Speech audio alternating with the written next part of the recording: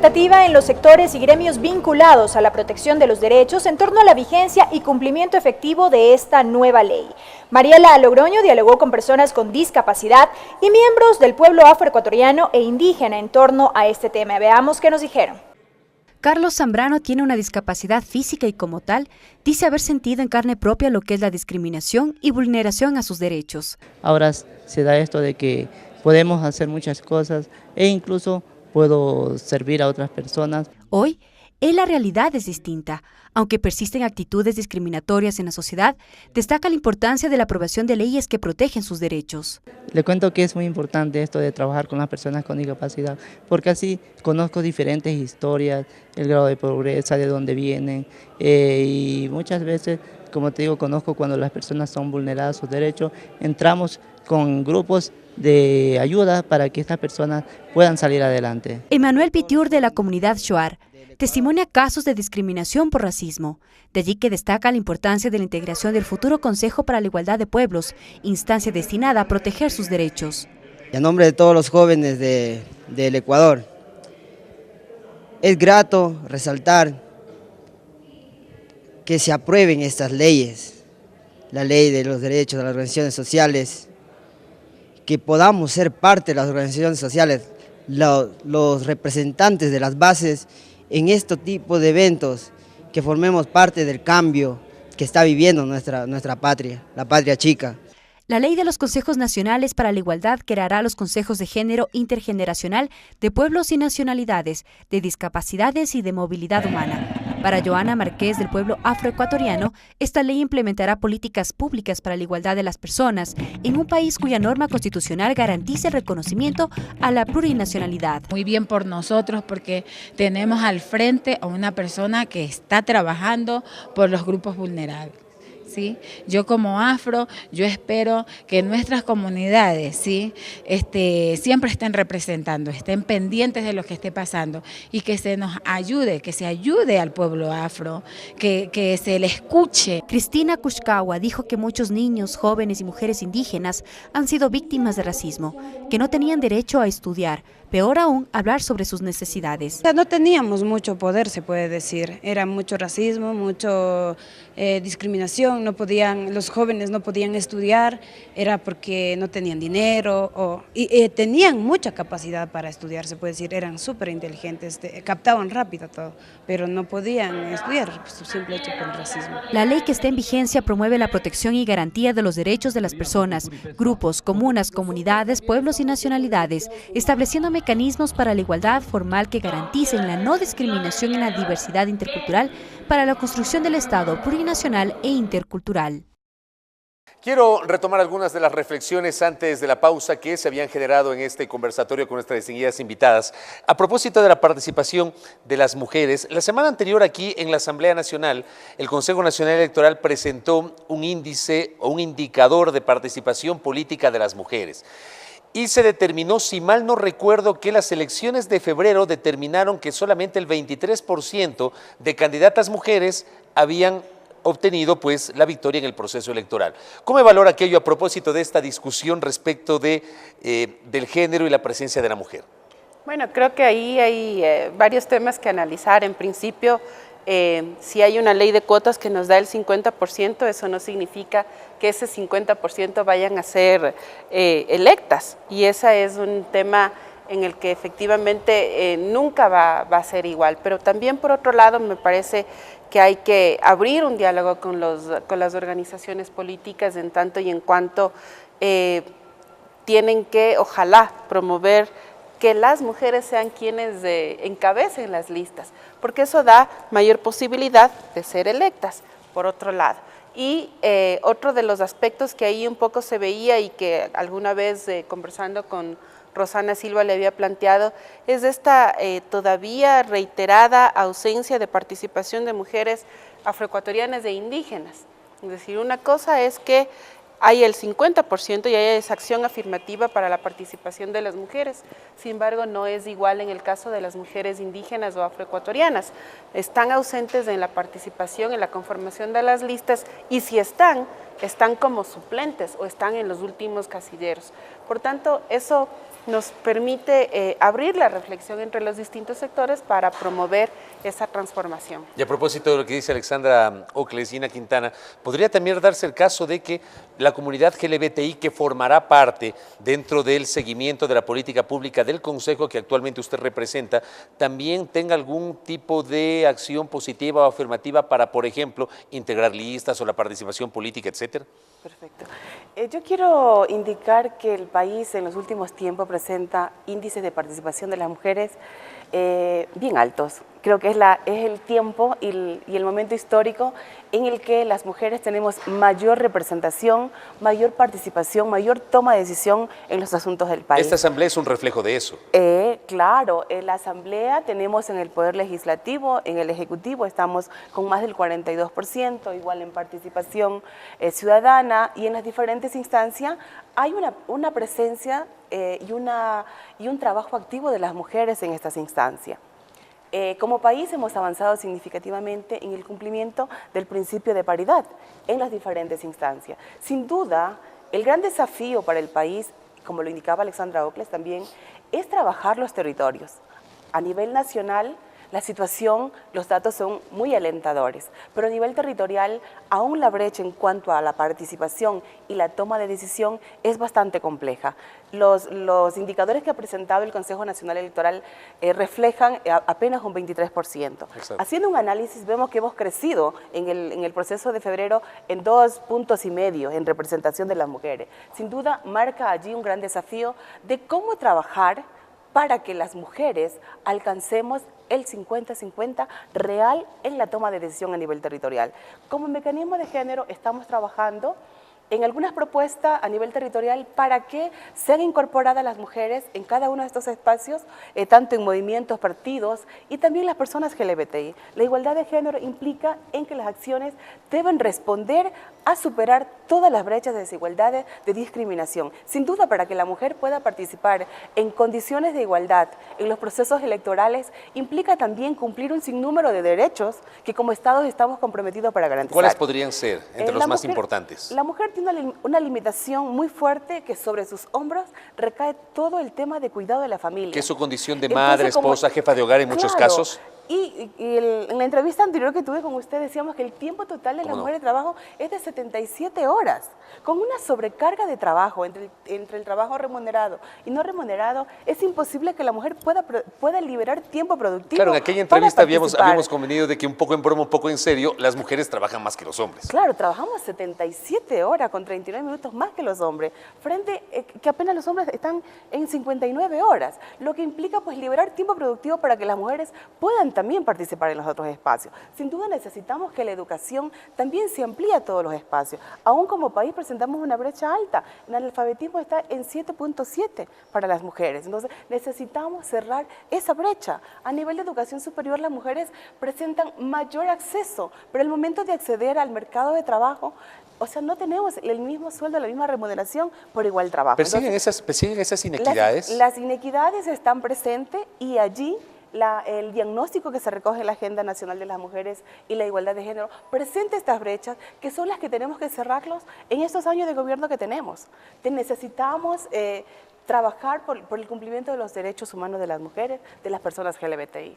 Creando todo este círculo sistémico, global, de brechas, de desigualdades, pues podremos hablar de una participación plena de las mujeres. Tenemos que trabajar por los derechos de las mujeres. Y aquí hay un elemento, un ejemplo que se me acaba de venir a la mente. La semana anterior también ese informe del Consejo Nacional Electoral hablaba de 23 prefectos y prefectas en el país, solamente 2 son mujeres. Y de 221 alcaldes y alcaldesas, me parece que menos de 20 son mujeres, 16 mujeres, exactamente. ¿Qué pensar al respecto, doctora Mónica Vanegas? Bueno, justamente lo que acaba de decir usted, Fabricio, a mí me parece que el reto de las mujeres es que en muy poco tiempo podamos decir que 12 de esas 23 prefecturas sean mujeres, que por lo menos la mitad de los más de 221 municipios estén liderados también por una mujer y que también las presidentas de gobierno parroquial de los 816 gobiernos parroquiales aproximadamente que hay, sean lideradas por mujeres. Entonces a mí me parece que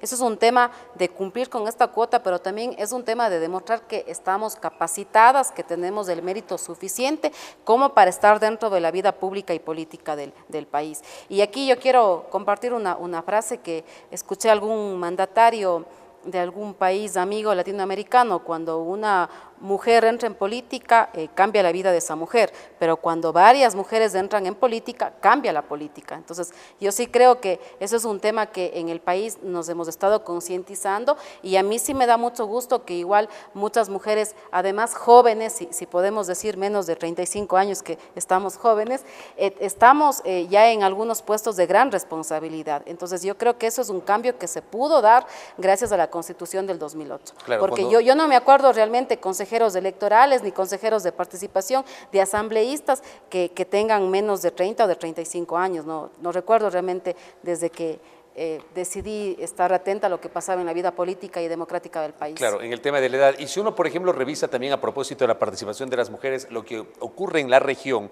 uno se encuentra con presidentas mujeres, en Argentina, Cristina Fernández, en Chile, Michelle Bachelet, en Brasil, Dilma Rousseff, que aparentemente va a aspirar a la reelección, pero más recientemente en Colombia, de 5 candidatos presidenciales, 2 eran mujeres, y esos 2 votos de las 2 mujeres fueron decisivos para la votación que finalmente alcanzaron los 2 candidatos finalistas. Entonces, ¿qué es lo que nos falta aquí en el Ecuador para llegar a ese ideal?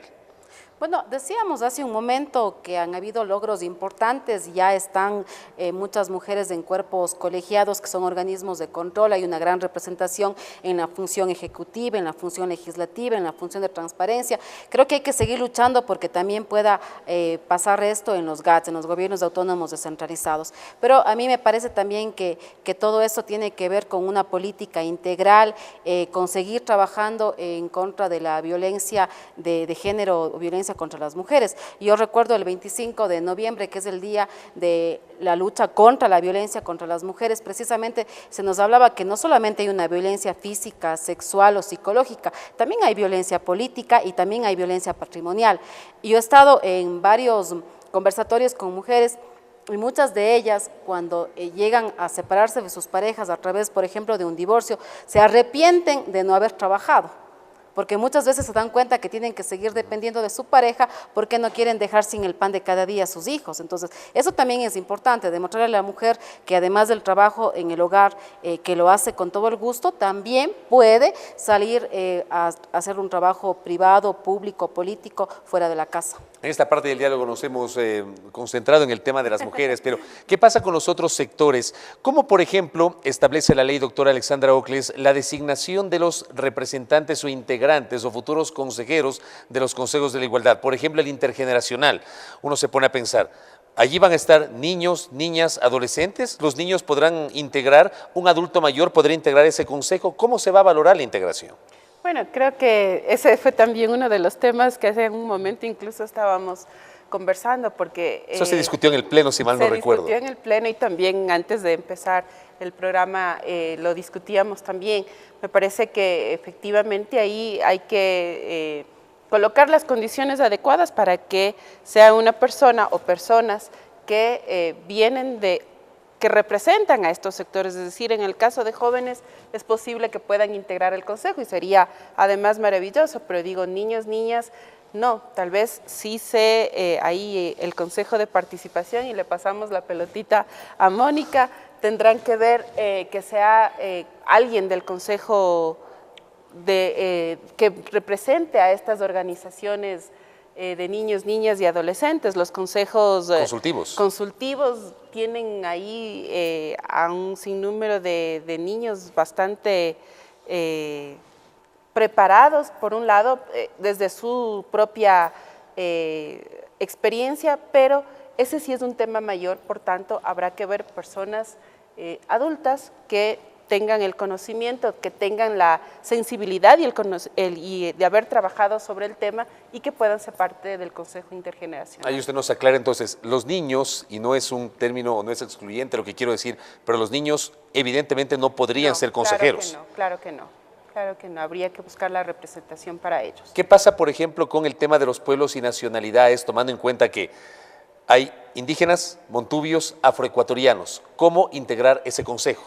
Ese es otro consejo Otra discusión. complicado. Le puse difícil, Difícil, no, en realidad, de las últimas cosas, yo he estado conversando con algunos compañeros y lo que hemos dicho es, ese va a ser un consejo complicado precisamente porque hay condiciones históricas que son distintas, no es lo mismo, si bien pueden ser tres poblaciones históricamente discriminadas, no son historias iguales, por tanto ahí hay unos argumentos, me parece a mí, que tienen que ser revisados también a la hora de pensar el propio reglamento de la ley para la conformación, ver también cómo ha sido el proceso de reconocimiento constitucional, me parece ya los afros y los indígenas en la Constitución del 98 de alguna manera estábamos presentes, en la del 2008 se incorpora el pueblo montubio y creo que esos son temas que se tendrá que revisar, pero claro, es difícil pensar porque uno dice, a ver, si es por términos de población, tal vez pueden ser 2 montubios, 2 afros y un indígena, pero si es por términos históricos, otros podrían decir, son 2 indígenas, 2 afros y un montubio, entonces ahí la discusión va a ser compleja, pero yo paso la pelotita al Consejo de Participación para que, sí, ese es uno de los temas que habrá que discutir y en el que también las organizaciones un poco están pensando y viendo por dónde salir, porque no es un tema fácil. Menos complejo, Gina Quintana, ¿podría ser la integración del Consejo Nacional de Género para la igualdad de género? ¿Ah? Sin duda, o también es muy complejo. Sin duda, los consejos nacionales en su conjunto y especialmente el de género deben recoger la diversidad del país. Sin duda, seleccionar a cada uno de sus integrantes va a ser bastante complicado. Para nosotras, por ejemplo, como Consejo Nacional de Igualdad de Género, estamos planteando que esté integrado por 3 mujeres y por 2 personas LGBTI. Otros sectores plantean que sean 4 mujeres, 1 persona LGBTI. Otros están planteando 2 mujeres, 1 hombre y 2 personas LGBTI. Entonces creo que el Consejo de Participación Ciudadana, con quien venimos en diálogo trabajando este reglamento, será quien determine quién los integre y cuáles serían las condiciones y los requisitos que se debe cumplir. ¿Podría un hombre integrar el Consejo? Esta parte es interesante porque yo no la conocía. Yo me imaginé que la integración del Consejo se iba a circunscribir entre mujeres y miembros de los colectivos LGBTI, pero ¿podría un hombre estar en ese Consejo? Partimos de que la brecha de desigualdad está en la cancha de las mujeres.